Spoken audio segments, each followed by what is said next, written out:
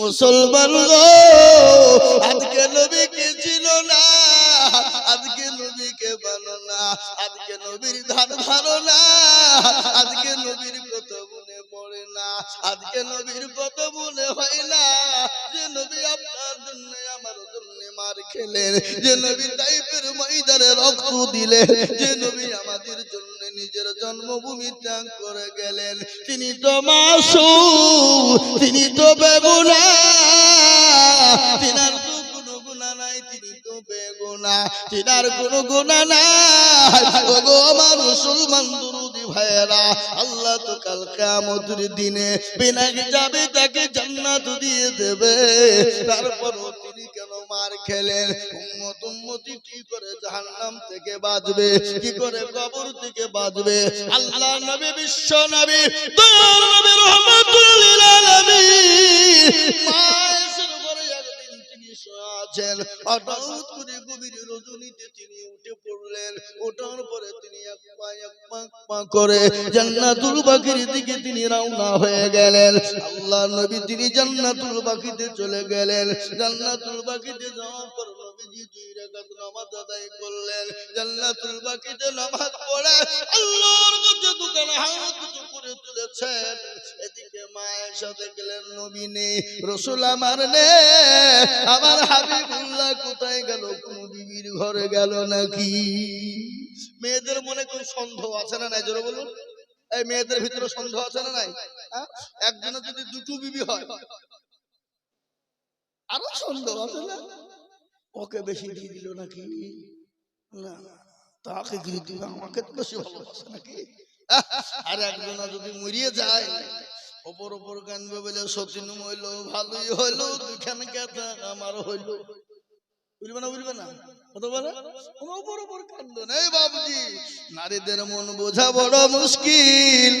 ওগো মুসলমান, আজকে আপনাদেরকে শোনাই নারী জাতি কমলতি, নারী জাতি কমলতি, কে বা মন্তর জানে, আর প্রেমের রশি গলাই দিয়ে আস্তে আস্তে টানে, ঠিক না? শহরে বাজারে দেখো নারীদের ঢল, শহরে বাজার দেখো মেয়েদের ঢল, আর পর্দাবিহীন চলে তারা করে ঝলমল, করে না? নারীরা নিজেকে আশিকে বানায়, দেশটা আজ ধ্বংস হলো নারীর বেপরদায়। বসেন আপনারা, আমি আপনাদেরকে শোনাই বাবা। আজকে শুনেলেন আপনার চলে যান ইসলামপুর বাজারে, চলে যান হরিহরপাড়া বাজারে, এখন মেয়েদের সমাগম বেশি, ঠিক না? বাজারে দোকানে বেশি। স্বামীকে বলছো তুমি বাজার করতে পারো না, দেখি বাজার হয় কি গো, ঠিক না বেঠি? তুমি কান্না, তুমি কি বাজাচ্ছি না খামা খায়। এই বাবুজি, আমি আপনাদেরকে শোনাবো আল্লাহর নবীর বিবি মা আয়েশা, তিনি দেখলেন নবী তো নেই, কোন বিবির ঘরে গেল না। তিনি এক পা করে সমস্ত বিবির ঘরে তিনি চেক করে দেখলেন নবী কোন বিবির ঘরে নাই, কোথায় গেল? আল্লাহ নবী নিয়ে দেখছেন জান্নাতুল বাকিতে, তিনি কান্না, আপনার কান্নায় করছেন, হাতটা উঁচু করে দিয়েছে। কেন তিনি হাতটা উঁচু করে দিলেন? কেন তিনি কান্না করলেন?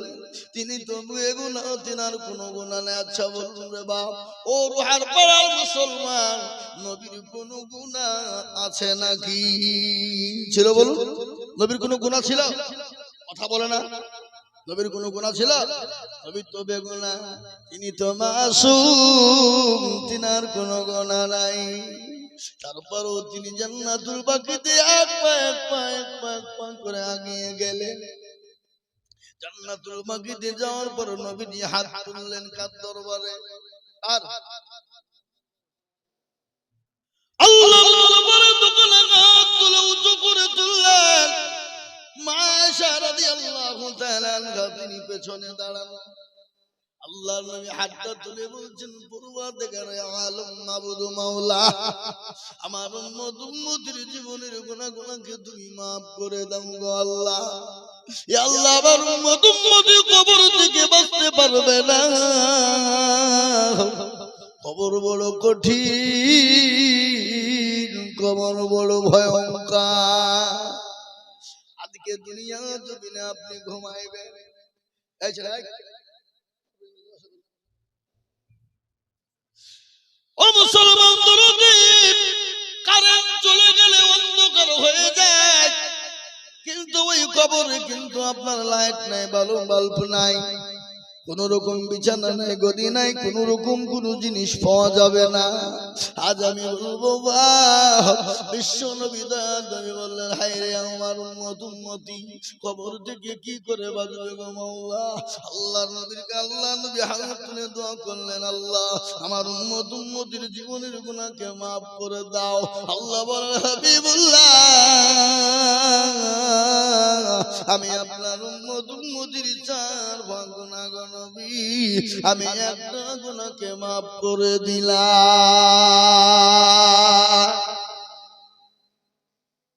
একটা গুনাহ মাফ। কিন্তু বিশ্ব নবী তিনি তো বন্ধ করলেন না, আবার হাতটা তুলে বলছেন, পরওয়ারদিগারে আলম আমার উম্মতির একটা গুনাহ মাফ করলে হবে না। ওগো আল্লাহ আমার উম্মতির জীবনের গুনাহগুলোকে তুমি মাফ করো। আল্লাহ বলেন, হাবিবুল্লাহ আমার দোস্ত, আমি আপনার উম্মতির 4 গুনার মধ্যে আমি 3টে গুনাহকে মাফ করে দিলাম গো নবী, কিন্তু একটা গুনাহ জীবনও কোনোদিন মাফ করব না। সব গুনাহ আল্লাহ মাফ করবে, কিন্তু একটা গুনাহকে মাফ করবে না। সেটা কোন গুনাহ জোরে বলুন? শিরকের গুনাহ। এর হার পড়ার লোক শিরক করে নাকি? হ্যাঁ, এই দেশে শিরক আছে? শিরক কাকে বলে একটু বলি যাই ভাই, বলবো না শিরক? আল্লাহু আকবার। শিরক কাকে বলে? আল্লাহ কোরআনে বলেছেন, না শিরকানা জুলমুন আযীম, সবথেকে বড় গুনাহ হলো শিরকের গুনাহ। কিসের গুনাহ? আরো জোরে বলুন। সবথেকে বড় গুনাহ হলো শিরকের গুনাহ। আল্লাহ ইচ্ছা করলে আপনার সব ক্ষমা করে দিতে পারেন, কিন্তু শিরকের গুনাহ জীবনও কোনোদিন ক্ষমা হবে না। শিরক কাকে বলে বাপজি ভাইয়েরা, মা বোনেরা একটু কান করে শুনে নাও রে মা। শিরক কাকে বলে? যাদের 8-10 বছর বিয়ে হয়েছে, বাচ্চা হয়নি, তালতলা, বেলতলা, গাছতলা, মেহেদিতলা, খড়খড়িয়া, লালডাঙ্গা, পেয়ারডাঙ্গা, হালাহাদি, হানফি, শাফি, মালিকি, কুষ্টিগিরি, ছোট পীর, বড় পীর, হঠাৎ পীর, বালিশ পীর, ডাল পীর, কানা পীর, দাজ্জাল পীর, ল্যাংটা পীর, খিচুড়ি পীরের দরবারে গিয়ে যদি বলো মেরে খাজা গোদ মে লড়কা বানা দো, আল্লাহ বলছে তোকেও ফাটাবো, খাজাকেও ফাটাবো। সন্তান দেওয়ার মালিক এই জোরে বলুন কে? আল্লাহ বলে, যে কাউকে বেটা দিই তো বিটি দিই না, কাউকে বিটি দিই তো বেটা দিই না, কাউকে বেটাও দিই বিটিও দিই, আবার কাউকে কিছুই দিই না।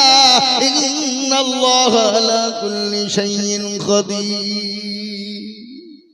এই বাবা, বাচ্চা দেওয়ার মালিক কে? জোরে কর না। আল্লাহ। আজকে আমাদের দেশের অনেক আছে, নামাজ নাই, রোজা নাই, কুল নাই, কলমা নাই, উত্তর দক্ষিণ কিছু নাই, কিন্তু বাবা নামাজ পড়ে না, রোজা করে না, কিন্তু জট বাবা, দাদু বাবা, সাধু বাবা, গাজা বাবার দরবারে মাথা ঠকে আছে না নাই? এই বাঁকুড়া জেলা, আপনারা নাম জানেন তো? বাঁকুড়া জেলা চিনেন তো নাকি শোনেন নাম? ওখানে একজন সাধু আছে। কি সাধু? মাথায় জ্বর, দাড়িতে জ্বর, গায়ে ছালার চট, এ বাবা মোচার দাড়ি এক জায়গায়। আমি মনে করি মাল যদি দই খাই তো দই ঢুকে কোন দিক দিয়ে? ও দুই দিকের মুচকে তো চাড়িয়ে ধরতে হবে নাকি? না তো দই ঢুকবে না। ওখানে দেখছি অনেক মা বোনেরা নামাজ নাই, রোজা নাই, কুল নাই, কলমা নাই, ওখানে গিয়ে সেজদা দেয়, আর পুকুর আছে পুকুরে ডুব দেয়। আমি ঝাগো এই মা বোনেদের কাজ কি ওখানে ডুব দিচ্ছে কেন? বলে হুজুর আপনি জানেন না, যাদের বিয়ে হয়ে 4-10 বছর বাচ্চা হয়নি, তারা ওই পুকুরে ডুব মারলেই বাচ্চা হবে। বুঝছো কি? ওই পুকুরে ডুব মারলে বাচ্চা হবে? বলে হ্যাঁ। তাহলে একটা কাজ করো, তোমরা বাঁকুড়ার যুবকেরা মিলে ওই পুকুরটাকে তোমাদের বুঝাতে হবে। বলে কেন বুঝাবো কেন? বুঝাবো কেন? আরে পাগলা, যদি না বুঝাও, বস ওরে পাগলা, পুকুরটা যদি তুমি না বোঝাও, তাহলে ভুল বশত যদি কোনো বেটা ছেলে ডুব মেরে দেয়, তার কি হবে? কি গো, তারও তো ছেলে হবে নাকি? কথা বললেন না? এই বাবজি আমার সোনারা, তাহলে বাবজি সোনা আমার শিরিক এগুনা আল্লাহ, এগুনা আল্লাহ কোনদিন মাফ করবে না বাপ। সব গুনাহ আল্লাহ ইচ্ছা করলে মাফ করে দিতে পারে, কিন্তু শিরকের গুনাহ আল্লাহ কোনদিন মাফ করবে না বাপ। তাই আমি আপনাদেরকে অনুরোধ করে বলবো বাপজি ভাইরা, মা কানারা, বোনেরা, আল্লাহ আপনাকে ইচ্ছা করলে সব কিছু দিয়ে মাফ করে দিতে পারে, কিন্তু জীবনে যতদিন বেঁচে থাকবেন কোনদিন শিরক করব না। ও মুসলমান দরদি গো, 2 নম্বর আল্লাহর নবী হাত তুলে দোয়া করে বললেন, ইয়া আল্লাহ, ইয়া রব্বুল আলামিন, পরওয়ারদিগার, ইয়া আল্লাহ, আমার উম্মতদেরকে তুমি ধ্বংস করে দিও না, বরবাদ করে দিও না। লূত নবী আলাইহিস সালামের কওমদেরকে ধ্বংস করে দিয়েছো, নূহ নবী আলাইহিস সালামের কওমদেরকে ধ্বংস করে দিয়েছো। আল্লাহ, আমার উম্মতদেরকে ধ্বংস করে দিও না। আল্লাহ বলেন, নবী গো, আমি আপনার উম্মতদেরকে ধ্বংস করব না। কখনো জলকম্প দেব, কখনো ভূমিকম্প দেব, কখনো বৃষ্টি দেব, কখনো অনাবৃষ্টি দেব, কখনো মাঠ ভরা ফসল দেব, কখনো মাঠ ভরা ফসল দেব না। ওগো নবী, তারা যেটা পাবে সেটা জানে শুকরিয়া আদায় করে নিতে পারে।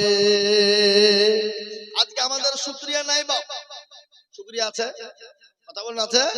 আজকে শুকরিয়া নাই। ব্যবসা যদি ভালো হয়, লাভ হয়, আল্লাহ কত ভালো রে।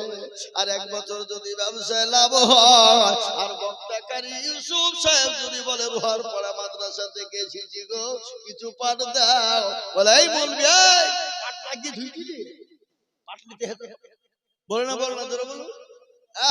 আল্লাহ কোরআনে বললেন, লাইন শাকারতুম লাযীদান্নাকুম ওয়া লাইন কাফারতুম ইন্না আযাবি লাশাদীদ। ও মুসলমান, আল্লাহ কোরআনে বললেন, তোমরা শুকরিয়া আদায় করবে, যেটা করবা না শুকরিয়া করবা তো তোমাকে জাহান্নামের ভিতরে নিক্ষেপ করা হবে।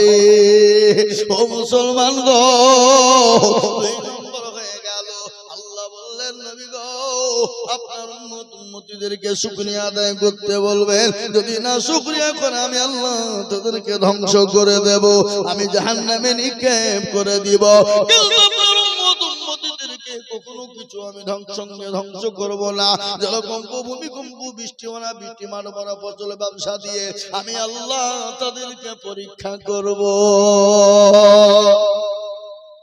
2 নম্বর হলো। 3 নম্বরে বিশ্ব নবী হাত তুলে দোয়া করে বলে, আল্লাহ, কিয়ামতের দিনটা এত বড় কঠিন, এত বড় ভয়ঙ্কর, এত বড় কঠিন হবে গো বাবু, যেদিন কেউ কাউকে চিনতে পারবে না। বিবি তার স্বামীকে চিনবে না, স্বামী তার বিবিকে চিনবে না, দোস্ত তার দোস্তকে চিনবে না, বন্ধু তার বন্ধুকে চিনবে না, ভাই তার ভাইকে চিনবে না। কোরআন বলে দিলেন, ইয়াউমা ইয়াফিরুল মারউ মিন আখি ওয়া উম্মিহি ওয়া আবি ওয়া সাহিবাতিহি ওয়া বানি। কিয়ামতের দিন কেউ কাউকে চিনতে পারবে না। মাবুদ গো, আমার বিবি খাদিজাকে আমার সঙ্গে তুমি জান্নাতি করো। বিশ্বনবী দোয়া করলেন তার জন্য, হযরত বিবি খাদিজাতুল কুবরা রাদিয়াল্লাহু তাআলা আনহা। পেছনে ছিলেন কে? জোরে বলুন, কে?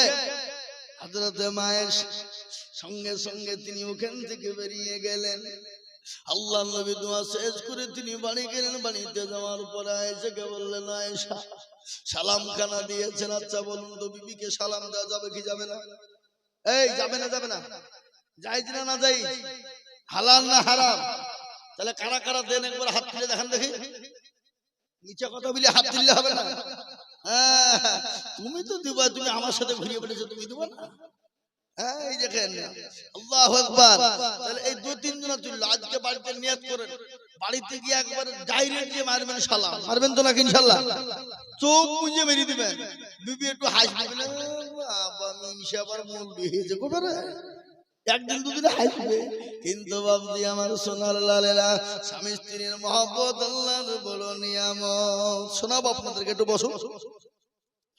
স্বামী স্ত্রীর মহব্বত আল্লাহর বড় নিয়ামত। আর নবী বলেছেন মহিলারা 4টে কাজ দুনিয়ায় করবে, জান্নাতের 8টা দরজা দিয়ে চলে যাবে। সেটাও বলবো, কি গো বলবো না?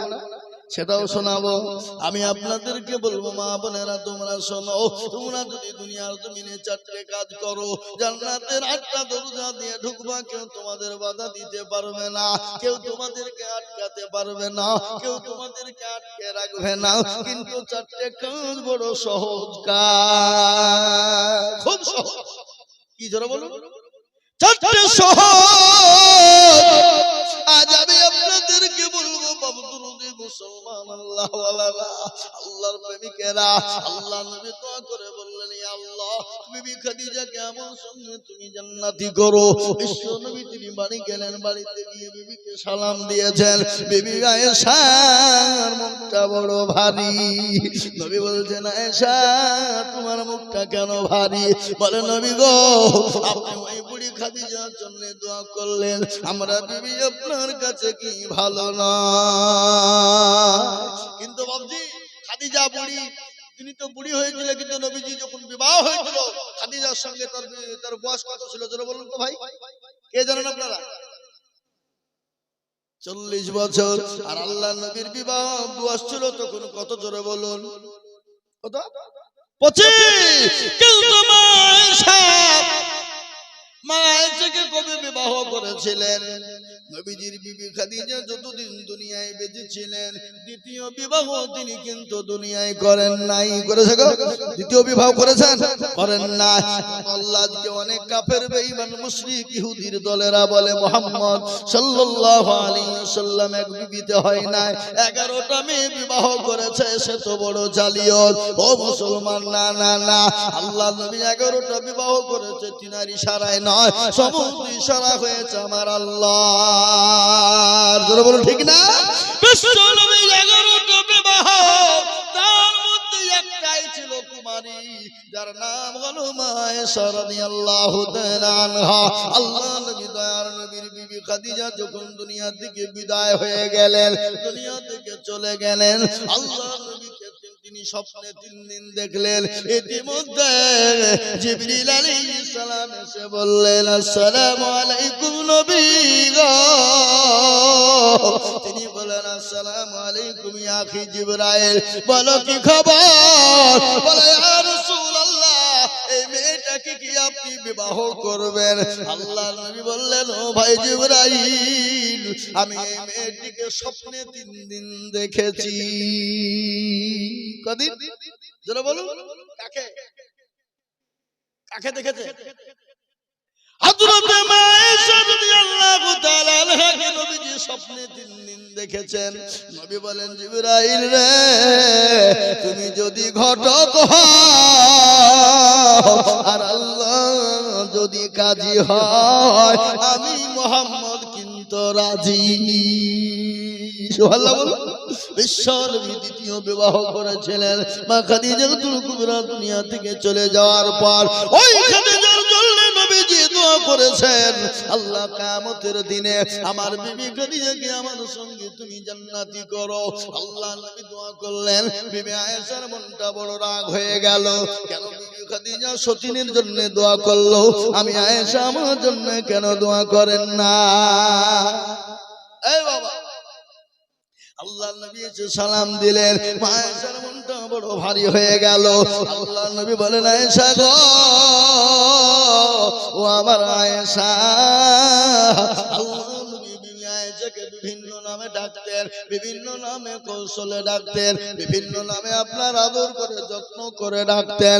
ও মুসলমান দরদি গো, ভালো করে শুনে নেন। আল্লাহ নবী বললেন, আয়েশা তুমি আমার খাদিজার কথা শুনে তুমি রাগ করলে কেন? বলে আয়েশা তুমি কি জানো তোমরা আমার সুখের দিনের বিবি, ওই খাদিজা যাকে তুমি আমার বুড়ি বলে গালি দিয়েছো, ওই খাদিজা আমার দুঃখের দিনের বিবি। আমি নবীকে কেউ যখন নবী বলে মেনে নেয় না, আমি নবীকে যখন মক্কার জমিনে কেউ আশ্রয় দেয় না, আমি নবীকে কেউ যখন মক্কার জমিনে বুকে টেনে নেয় না, আমি নবীর উপর যখন অত্যাচার শুরু হয়ে গেল, আমি নবী যখন মানুষের কাছে কালেমার দাওয়াত প্রচার শুরু করে দিলাম, আমার উপর অত্যাচার শুরু করে দিল আবু জেহেল, আবু লাহাব, উতবা, সাইবা, মুগীরা। তারা আমার কাছে এসে বলল আব্দুল্লাহ ইবনে মুহাম্মদ তোমাকে দেশ ছেড়ে চলে যেতে হবে, আর নয়তো তোমাকে 5টা জিনিস তোমাকে ছেড়ে দিতে হবে, আর 5টা জিনিস যদি তুমি ছেড়ে না দাও তোমার সঙ্গে যুদ্ধ ঘোষণা, তোমার সঙ্গে মক্কার জমিনে লড়াই শুরু হবে। কে বললেন? কে বললেন গো? আবু জাহেল। কাকে বললেন? আল্লাহর নবীকে আপনার পয়গাম দিয়ে পাঠিয়ে দিলেন। আপনি কাকে? আবু তালেবকে দিয়ে বললেন যাও, আবু লাহাবকে না, আবু লাহাবকে দিয়ে বললেন যাও গিয়ে তোমার ভাতিজাকে বলো সে 5টা জিনিস ছেড়ে দিবে। কয়টা? 5টা। যদি ছেড়ে দেয় মক্কার জমিনে যা চাবে তাই পাবে, যা নিবে তাই নিবে, রমণী সুন্দর সুন্দর রমণী চাইলে পাবে, কিন্তু 5টা জিনিস তাকে ছেড়ে দিতে হবে। আল্লাহর নবীর কাছে চলে এলেন আবু লাহাব, এসে বলেন ভাতিজা আজকে একটা বড় সুবর্ণ সুযোগ এসেছে। কি এসেছে বলেন? সুবর্ণ সুযোগ। বলে চাচা সুবর্ণ সুযোগটা কি? বলে ও চাচা আপনি বলুন কি সুযোগ? বলে ভাতিজা মুহাম্মদ আমাদের নেতা আবু জেহেল বলেছে, সেই বলেছে যদি তুমি 5টা কাজ ছেড়ে দাও তাহলে তুমি মক্কার জমিনে যা চাবে তাই পাবে, সুন্দর সুন্দর রমণী তুমি চাইলে রমণী পাবে, সুন্দর সুন্দর নারী মেয়ে চাইলে তুমি পাবে। আল্লাহ নবী বললেন কি 5টা জিনিস? বলে 1 নম্বর নামাজ ছেড়ে দিতে হবে, মক্কার জমিনে তুমি ওপেন নামাজ পড়তে পাবা না। 2 নম্বর হলো তুমি কলমার দাওয়াত দিতে পাবা না। 3 নম্বর হলো তুমি দিনের প্রচার করতে পাবা না। 4 নম্বর হলো আবু জেহেলকে মূর্খ বলতে পাবা না। 5 নম্বর হলো তুমি মক্কার জমিনে কোরআন তেলাওয়াত করতে পাবা না। বড় হলো বাবা, যারা বলুন এই 5টা কাজ তোমাকে মেনে নিতে হবে। যদি তুমি মেনে নাও তুমি যা চাইবে মক্কার জমিনে পাবে, আর যদি তুমি না মেনে নাও তাহলে তোমার সঙ্গে যুদ্ধ ঘোষণা হবে, তোমাকে রক্তপাত করা হবে মক্কার জমিনে। আল্লাহর নবী বলে হারে ইসলাম বলেছে ইসলাম তো শান্তির ধর্ম, ইসলাম তোমার পিঠকে পছন্দ করে না, ইসলাম তোমার পিঠকে পছন্দ করে না। আবু লাহাবকে বলল চাচা গো আপনি যান আবু জেহেলকে নিয়ে বলুন 5টা শর্ত মেনে নিবে, কিন্তু সে যদি আমার একটা শর্ত মেনে নাই। করা এরকম না করা আবু লাহাব বলছে 5টা তুমি মেনে নিবা, তোমার একটা মানতে হবে। হ্যাঁ ঠিক আছে। আবু লাহাব দৌড়তে দৌড়তে গিয়ে আবু জেহেলকে বললেন, আবু জেহেল তো মূর্খ, বুঝলেন না?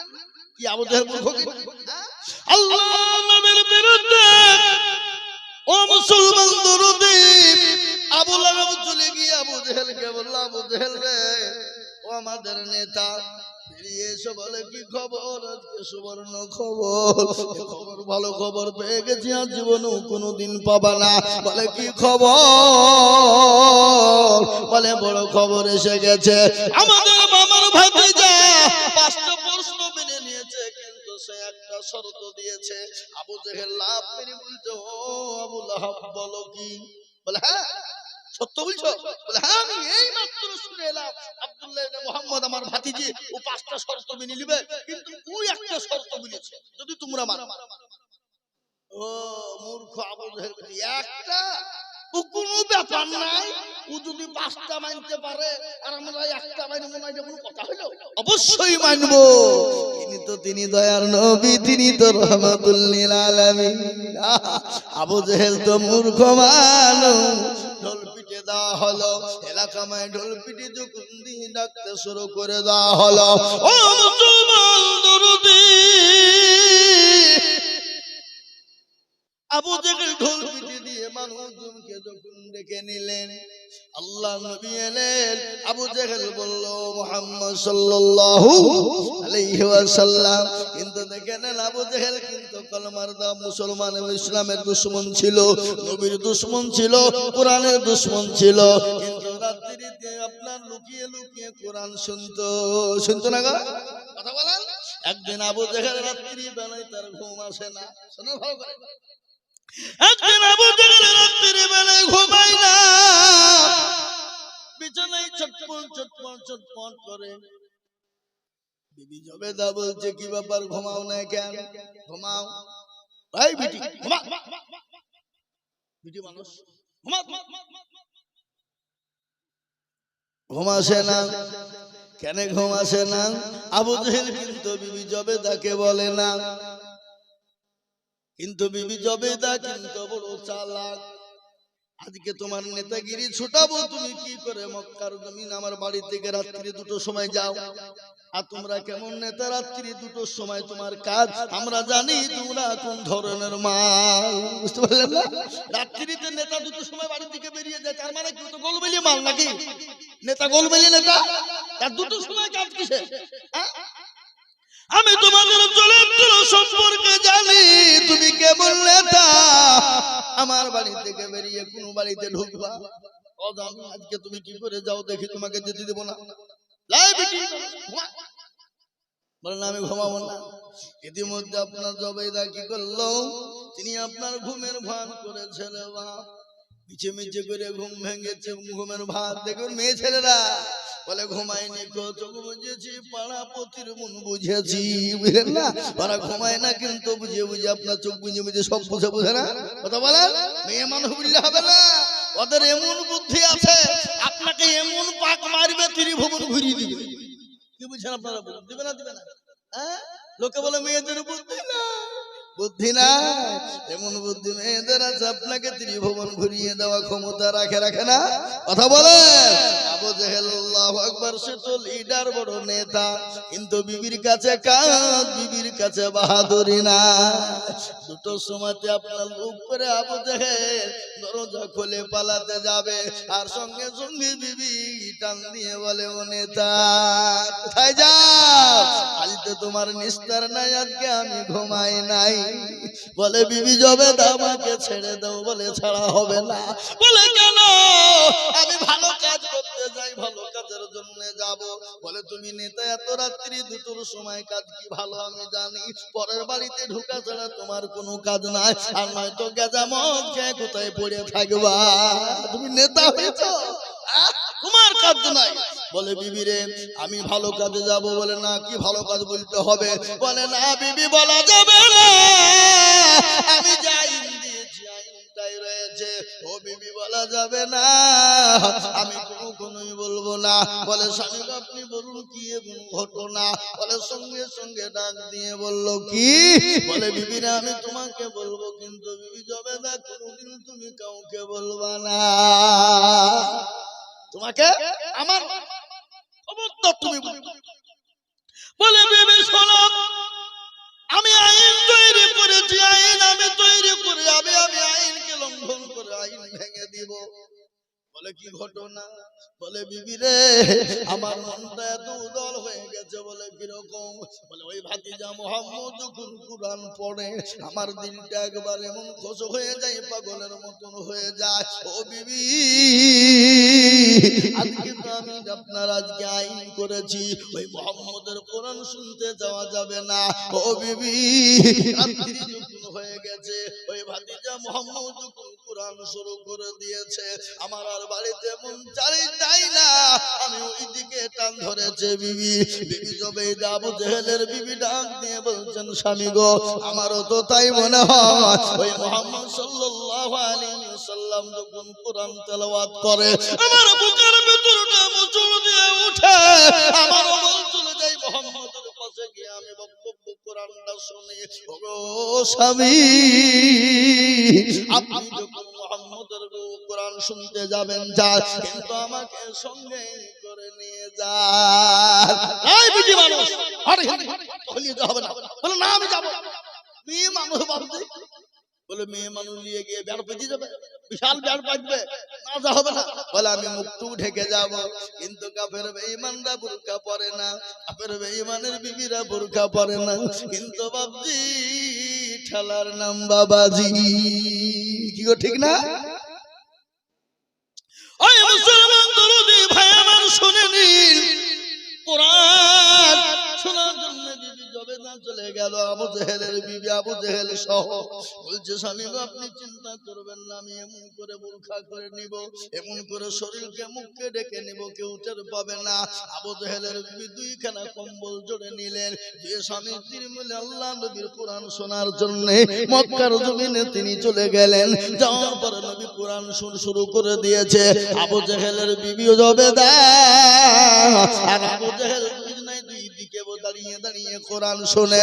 কোরআন শুনতে শুনতে সকাল হয়ে গেছে, তারা আপন আপন ঘুমিয়ে গেছে, চোখটা এঁটে গেছে, কেউ টের পায় না। হঠাৎ করে আবু জেহেল চেতন পেয়ে দেখছে বেলা হয়ে গেছে, সূর্য উঠে গেছে, তাড়াতাড়ি করে পালিয়ে যাবে। যবেই দেখে বলে এই বিটি চল পালিয়ে, চল বিটি মানুষ চল পালিয়ে যাই। যখন বলা আবু জেহেলের বিবি পাপামি করে পালিয়ে যেতে গিয়ে কম্বল ফেলে দেয়। কম্বল ফেলে আসা ইতিমধ্যে আবু লাহাব তারা তো হাতে হাত দিয়ে বলেছিল আমরা মুহাম্মদের কোরআন কেউ শুনবো না, কিন্তু আবার চারজনাই তারা কোরআন শোনার জন্য চলে গিয়েছিল। বাবা আজ আমি আপনাদেরকে বলি ও মুসলমান, বড় লম্বা কাহিনী। এ কোরআনের কত মজেজা, এ কোরআনের কত মর্যাদা, এ কোরআনের কত দাম, যারা শুনে তারা পাগল হয়ে যায়। যে বই আপনি একবার পড়বেন, একদিন দুদিন তিন দিন চার দিন পাঁচ দিন পড়ার পরে ভালো লাগবে না, কিন্তু কোরআন আপনি যত পড়বেন পুরনো হবে না। কোরআন যত পড়বেন তত কোরআনের মধু বেড়ে যাবে, কোরআন যত পড়বেন তত চাহিদা বেড়ে যাবে। আজ এই কোরআনকে নিয়ে গোটা পৃথিবী তোলপাড়। আজকে বেঈমান কাফের মুশরিক ইহুদি নাসারা খ্রিস্টান জৌন বুদ্ধ ডন্ডকোল মুচি মেতুন বাগদি কোল ভিল যত জাতি আছে, প্রত্যেকটা জাতি চাইছে কোরআন ছুবে না, কোরআনকে মিটিয়ে দেবে, কোরআনকে শেষ করে দেবে, ইসলামকে মিটিয়ে দেবে, ইসলামকে মিটিয়ে দেবে, কিন্তু কোরআনকে মিটানো যাবে না। কোরআনের মালিককে চিনিয়ে বলুন কে গো? কোরআনের মালিক হলেন আল্লাহ। আল্লাহ নিজেই বলেছেন না লাহানু নাযালনা যিকরা ওয়া ইন্না লাহু লাহাফিজুন। কেউ যদি কোরআনের খিদমত না করে, হেফাজত না করে, আমার আল্লাহ নিজেই কোরআনের মালিক। আমার আল্লাহ তিনি বলেছেন আমি কোরআনের হেফাজত করব। আজ এই কোরআনকে নিয়ে গোটা পৃথিবী তোলপাড় রে বাবা। আজ আমি আপনাদের কাছে লম্বা বয়ান না, আমার পরে আরো বড় বড় বক্তা আছে, আমি বক্তব্য এখনই শেষ করে দিব, ছেড়ে দিব, কিন্তু তার আগে একটা কথা আমি বলি। আমি আইজুল হক সারা পশ্চিম বাংলা, আসাম, ত্রিপুরা, মেঘালয়, মণিপুর, উড়িষ্যা, বিহার, ঝাড়খণ্ড, পশ্চিম বাংলা, বাংলাদেশ পর্যন্ত আমি লাখ লাখ লাখ লাখ লাখ লাখ টাকা করে কালেকশন করা লোক, কিন্তু আজকে আমি আপনাদের কাছে লাখ লাখ টাকা বলবো না। কেন বাপ জানেন? বুঝার উপরে শাকের আটি চলে না, চলে গো? বুঝার উপরে শাকের আটি চলে না। আজকের দিনের বেলা আব্বাস সিদ্দিকী সাহেব ফুরফুরা শরীফ তিনি